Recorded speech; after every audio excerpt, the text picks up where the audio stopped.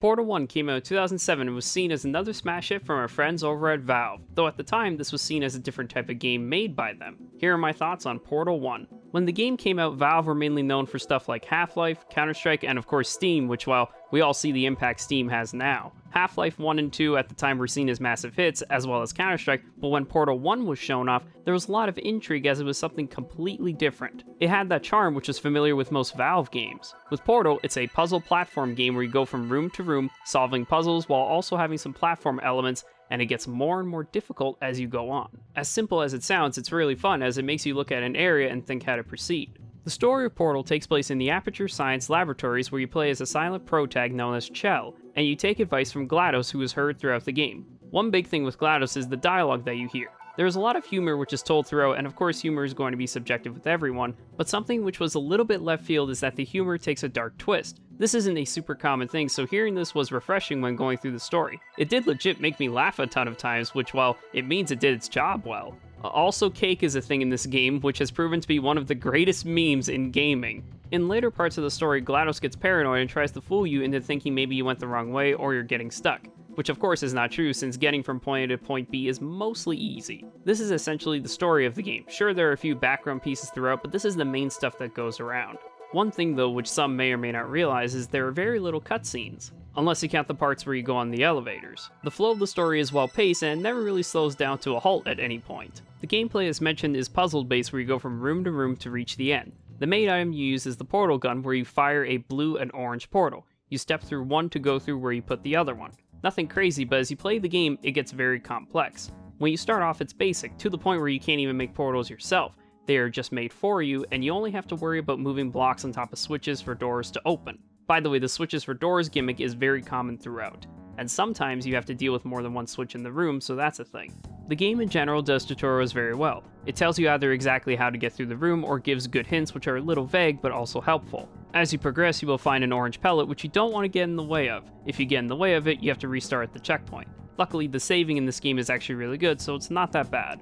Back to the orange pellet. With it, you want to get the pellet to the spot where it needs to go, and when that happens, the game lets you advance. Now, normally going from portal to portal is just stepping through, but many times you will have to jump into the floor and then fall from the top. This is common, and there is even a physics-based gimmick that involves it, but that will be mentioned more soon. Platforming is a big part of the game, and at times it can be tough, so watch out whenever doing it, especially when there is a hazard underneath. If you accidentally fall in, it's back to the checkpoint. In some rooms where you have to get the pellet to the point, you may have to switch up the portal spots as it's staying in the same spot won't work. Something which can prove challenging at the start are the areas where you lose portals if you cross the area with the electric stuff. Doesn't help that even putting boxes through just sends them out of existence. The solution can be finding a tiny gap where you can send the portal through and voila, you made it. Reminder that this is the easy stuff, and as it goes on, well, it gets crazy and even a little overwhelming. Door switches are also here, and those are just opening areas for portals, but also for getting pellets into the objective points. Timing might be very important for some of these rooms, so trial and error is sometimes the best way to go. Before, when I mentioned going through the floor falling from the roof, a big part of it is momentum. Certain parts will require you to jump down and, for lack of a better phrase, neom real fast.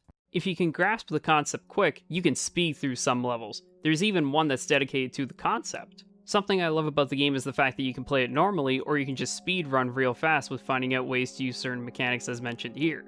One of the last major gimmicks in the game is the turrets. Besides the orange pellet, waste underneath certain areas, these turrets are the only other major threat that you come across. The turrets are pretty strong and you can't take that many hits, but if you can go around them, you can interact with them and drop them in order to destroy them. Be on watch though, as if there are a lot in an enclosed space, it's very tricky to avoid them. If you do get hit by them, you can regenerate your health quickly by avoiding them. Normal cubes are standard, but there is a special one known as the Companion Cube which can deflect pellets when going through small hallways. Not used super often, but it being here helps out. All of these gimmicks are important as they serve their own role, and there are going to be many cases where you enter a room and have to deal with more than one gimmick. As the game progresses, it will get tougher and you will have to watch out. It can be challenging at times, and trying not to have your brain melt is going to be rough, but if you remember the mechanics and take your time, it will be alright in the end. The story is great, but there is more to play once it's done. There are advanced chambers which are tougher to go through as they have more advanced puzzles, but it's fun to dive in and give a shot if you want to test yourself. Then there is challenge maps where you pick a chamber you want to play while having a limit of some kind. These can be use X amount of portals, take only this amount of steps, or having a time limit which means you have to get through the challenge fast. Having restrictions on makes it interesting as it's another way of seeing how you can complete the area. Beating it on the first try might be tough to pull off, so looking around the level before giving it a real try might help. Let's move on to the soundtrack, and the soundtrack in the game is great. It mostly has ambience themes where it's good for the background when playing the game. This helps it feel like it can play a role when doing the puzzles or hearing the amazing dialogue throughout. It's subtle, but very effective, and honestly, for me, that's very cool. One of the best things about Portal is the fact that despite originally coming out in 2007, it still feels good to go through even now, as a lot of it holds up well. The writing is great and filled with memes. The gameplay, while maybe not being the most appealing to everyone, it makes you think and gets rewarded for it. The soundtrack is good to listen to, and the best of all, the game spawned one of the greatest memes of all time. Unless the meme was a liar or something. I hope y'all enjoyed that. Another great thing is the game is very speedrun friendly, where online you can find some insane speedruns where you question how people could pull off the stuff they do. It just goes to show how fine-tuned some of the physics are in the game when used correctly. The length of the game is short, like at most only a few hours, but you can run through the game in less than an hour, which can look strange, but this can present some people a very unique challenge, which is go through the story mode in less than an hour. Not something super common after all.